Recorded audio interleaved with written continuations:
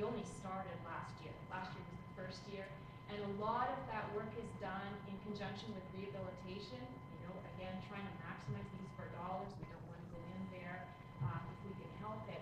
But the difficulty with doing that is then you don't get the continuity. So we're looking at how we can use a combination of using the rehab dollars as well as connecting the links that are missing. And we're at the start of that kind of a major program. It's going to take some time for sure. And there are people who are very much for it, and there are people who say, well, why are you spending money doing this? Why don't you do whatever, whichever is their particular type of project. So for sure, there's various opinions that go with it. You brought up a really good point from the woman with waste management and the generational change. Really took almost a full generation to get to the point that we are now, acceptance of compost and recycling, and commitment to waste diversion and reuse. And most of the economic classes are running some of them are still not fully compliant. But do you see that as well? Do you have the patience to go a whole generation for alternative forms of transportation and the whole premise of being patient in that regard? I think it's going to be a really gradual change. I mean, there are there's probably a generation, and we had people tell us that as we were moving forward with the transportation last spring. You're not going to get me out of my truck. So for sure there is going to be some of that, and you're not going to, at the end of the day, change the whole world. But we are looking at changing the idea of that it's acceptable, that it works well. Last week I was in Europe, and I'm just so amazed at the bike culture there. In Germany, I mean, bikes are everywhere, just so common and so easily used. And so that mentality is there. And that's the kind of mentality that we want to develop here. It's not that we won't use cars. Of course we will still use the cars. But whatever shifts we can make to encourage it, it is just, again, supports the way we green and the idea of energy reduction, sustainability, etc. So yes, I think it will take a long time. George, you're next. Nice work. That's good.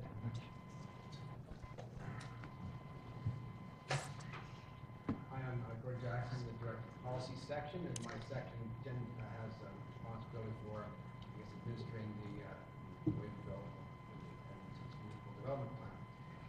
The last time I was in front of a group of engineers on a topic related to this one, my purpose for being there was to ask them to do stuff, and I guess I'm back to it again, because when we talk about these plans that are looking ahead 20 or 10 or 30 years in the future, and identifying projects and objectives that we want to carry out, much of what we want to do in terms of sustainability is going to be based on the capacity of our engineering community to resolve problems in such a way that we can achieve our sustainability objectives.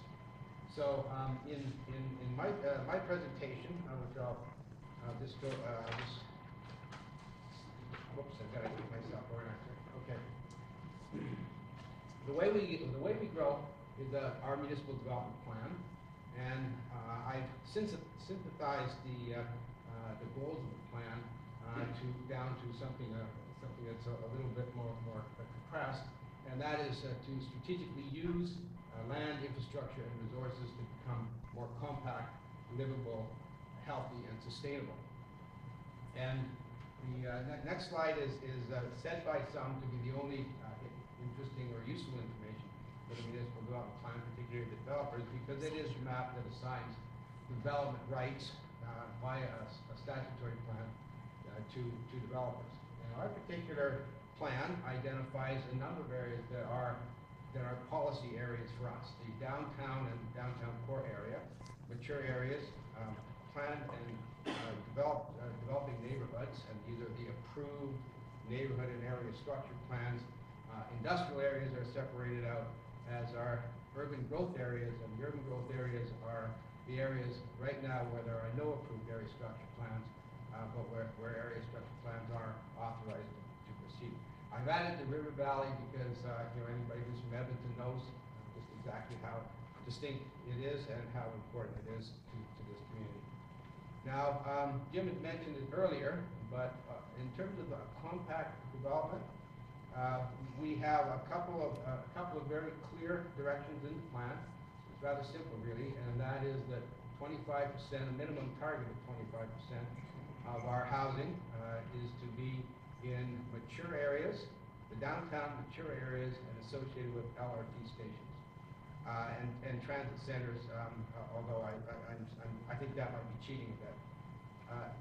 The other aspect of compact growth is actually something that applies in our suburban areas, and it's based on the capital region board plan target of having a minimum 30 units per net residential hectare, and that's a density target. Now, I guess there's some debate as to just exactly how compact that is, but I can tell you that for Edmonton, it is substantially more compact than our development in those suburban areas has been over the years.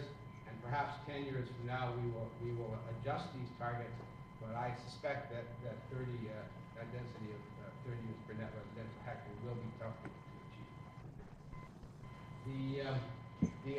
The policy areas in the plan, as I mentioned, were a downtown core area, and one of our implementation instruments that is going to be the means by which we start moving towards our transformational objectives is the downtown plan. The downtown plan objective is a sustainable, vibrant, and well-designed and accessible downtown. The downtown plan has in it a number of key developmental projects, and in this case I flagged the arena. The arena is, as anybody from Edmonton knows, is not yet built. It's a subject for discussion. We haven't figured out how to pay for it yet, but its role in the downtown is to be the anchor or be a major player in the development of the entertainment district. Now, I'll point out that it's not the only thing.